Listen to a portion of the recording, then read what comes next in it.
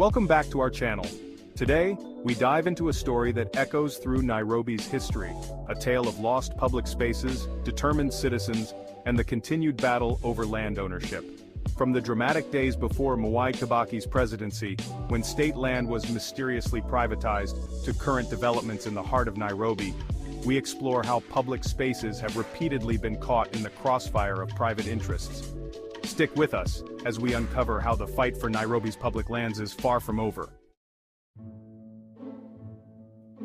Once upon a time, before Mwai Kibaki rose to power, Nairobi's iconic processional way, a grand avenue linking State House Road to Nyerere Road by Nairobi's Serena Hotel, found itself in an unsettling transformation.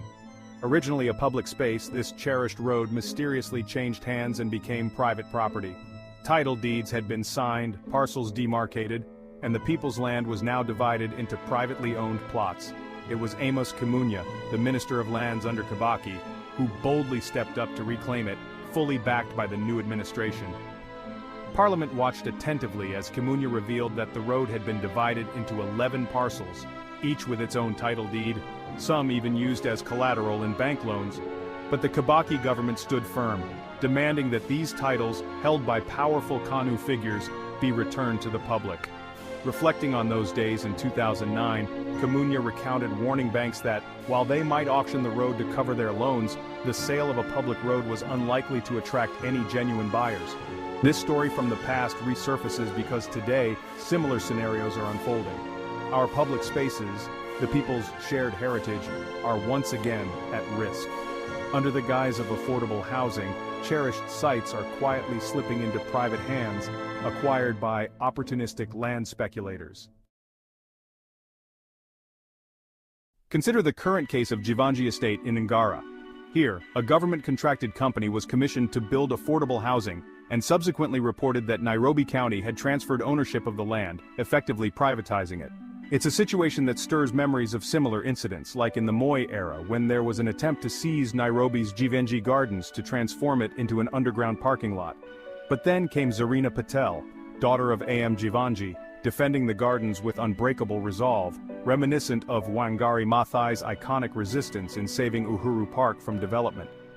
Just as Maathai thwarted plans to construct the Times Tower on that public land, Nairobi has seen numerous similar fights for spaces like Karura Forest, the National Theatre parking lot in 1991, and now, Jeevanjee Estate in Ngara. In the current Jeevanjee Estate case, Jabavu Village Limited, the contracted developer, secured a 1.9 billion shillings loan from the National Bank of Kenya, using the title deed for Jeevanjee Estate as collateral. So far, they've accessed 450 million shillings. The developer asserts that under the affordable housing project, the government's role was solely to provide the land, leading Nairobi County to transfer ownership to a special purpose vehicle, SPV, mostly controlled by Jabavu Village Limited.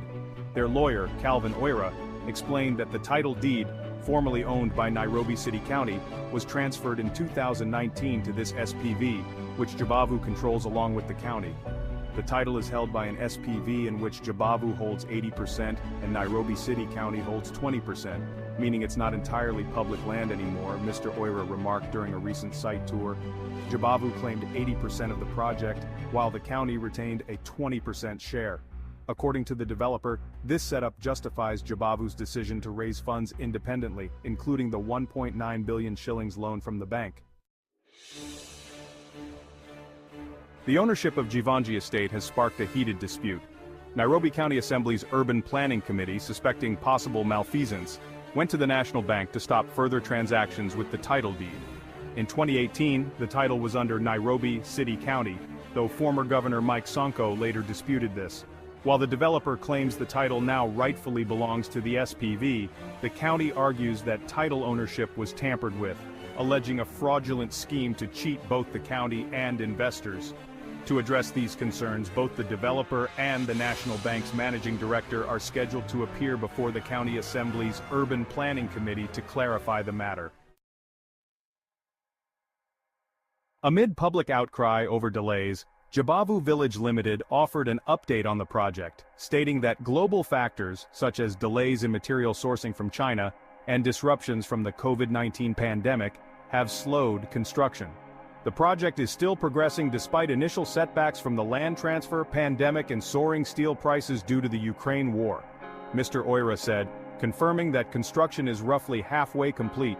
Originally slated for completion by late 2026, the developer now hopes that residents, including those who have waited for years, can occupy their homes by late 2025.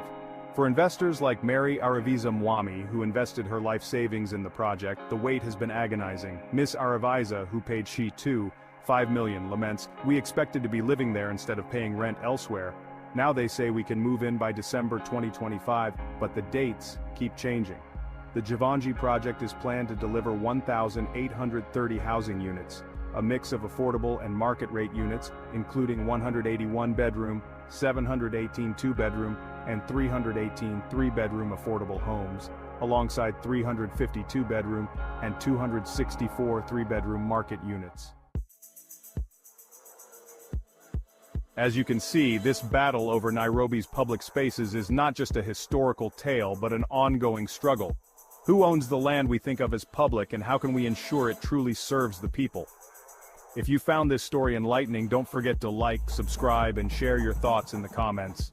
What do you think of these land battles in Nairobi, and should we be doing more to protect our shared heritage?